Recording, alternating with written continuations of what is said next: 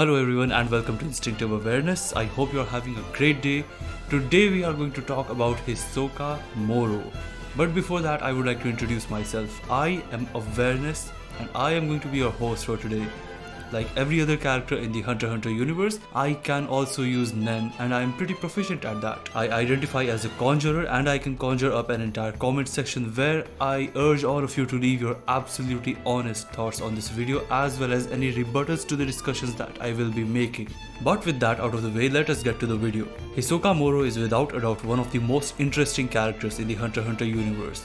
In a series that is often very serious and unforgiving in its themes, Hisoka acts as a source of shameless entertainment.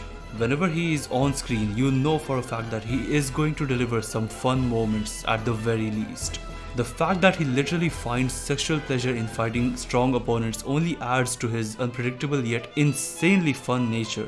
However, as much fun as it is to watch Hisoka on screen, there actually seems to be a darker side to him.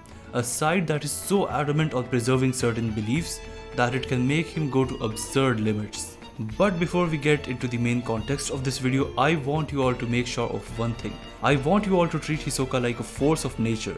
The fact that Togashi does not give us any comprehensive backstory as to why Hisoka turned out to be the way that he is now only makes me assume that Hisoka has always been this way. So I want you all to not even bother wasting your time trying to find out the reason for his power sexual nature. Not everything has a reason.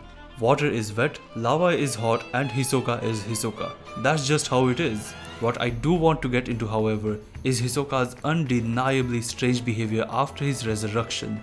For those of you who are unaware, after the anime ended, the manga continued and Hisoka finally got a chance to battle Chrollo. I am not going to go into the basics of whether or not it was a fair fight, considering that Chrollo spent months upon months preparing for the battle while Hisoka simply waited for him to bring the fight to him. The fact remains that Hisoka lost to Chrollo. However, as he died, he used his bungee gum ability and placed a condition that would bring him back to life. As a result of post-mortem Nen, Hisoka came back to life, even stronger than before. However, while he did come back to life, the difference in his behavior was immediately noticeable. He tells Machi that he is going to kill every member of the Phantom Troop one by one, and immediately after proceeds to kill Sharnark and Kortupi when they did not even have their Nen abilities anymore. This seems very uncharacteristic of Hisoka because for all that we have seen of him so far, he does not really waste his time unnecessarily killing weak opponents. Many fans have noted that it was simply the fact that Hisoka's ego had been hurt, but I believe that calling it an egotistical reaction to loss would be doing disservice to Togashi's narrative genius. While his actions might seem very out of character, if we do take a look at Hisoka's history in battles, we get a more in-depth look into the reasons for taking such actions. Think about the one thing that all of Hisoka's fights have in common. Be it his battle against Togari, Castro or Goto, all of those battles have only had one survivor. That is correct. Any battle that Hisoka is a part of is destined to be a death battle, and that was exactly the case in his battle against Chrollo, except this time the outcome was completely different. In order for all of you to better understand Hisoka's psychology, I would like you all to reflect back on one of the first things that I said in this video, to treat Hisoka like a force of nature.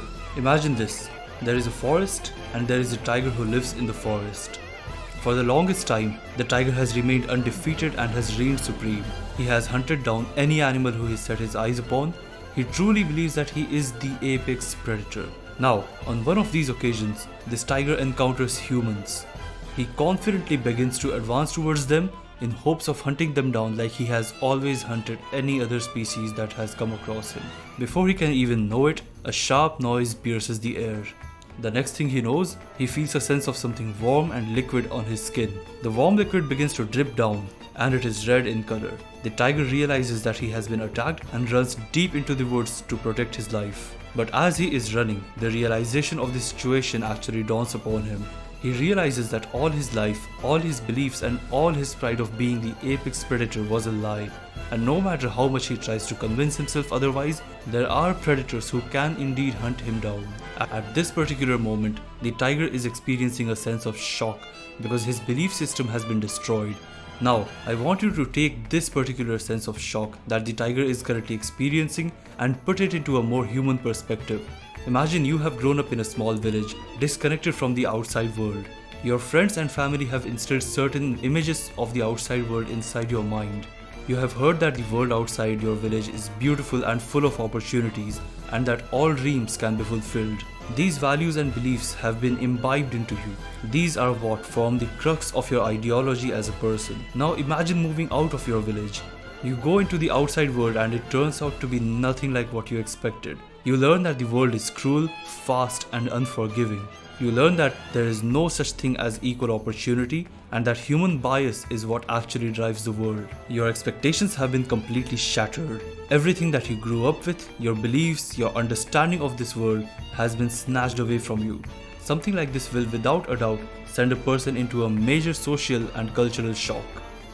We as humans tend to look for things to believe in.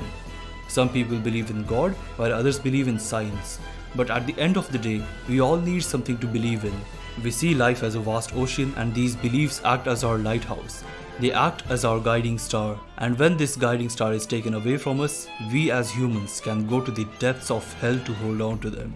Hisoka is like a wounded tiger whose guiding star has been taken away from him. This is why this particular dialogue after his resurrection holds utmost importance in relation to defining how his new character goals have changed. He calls his loss to Chrollo a wake-up call, undoubtedly hinting at the fact that he overestimated his own abilities. Upon realizing that he is not as strong as he previously thought he was, Hisoka goes out of his way to eliminate the reason for his condition, the reason being the Phantom Troop. He truly believes that if he obliterates the Phantom Troop by the root, he can get this sense of superiority that he had in himself. It is a desperate attempt to hold on to an ideology that has been shattered completely. It is a somewhat tragic display of what can only be considered to be extremely basic human behavior on part of Hisoka. After all of this time of being an anomaly, being a mystery that cannot be solved in the world of Hunter x Hunter, Hisoka seems more human than ever at this point in the story. Whether or not he is able to achieve this goal in future remains to be seen. But one thing is for sure, our favorite jester is having a difficult time coming to terms with reality, and whatever he does from this point on will be very interesting to watch.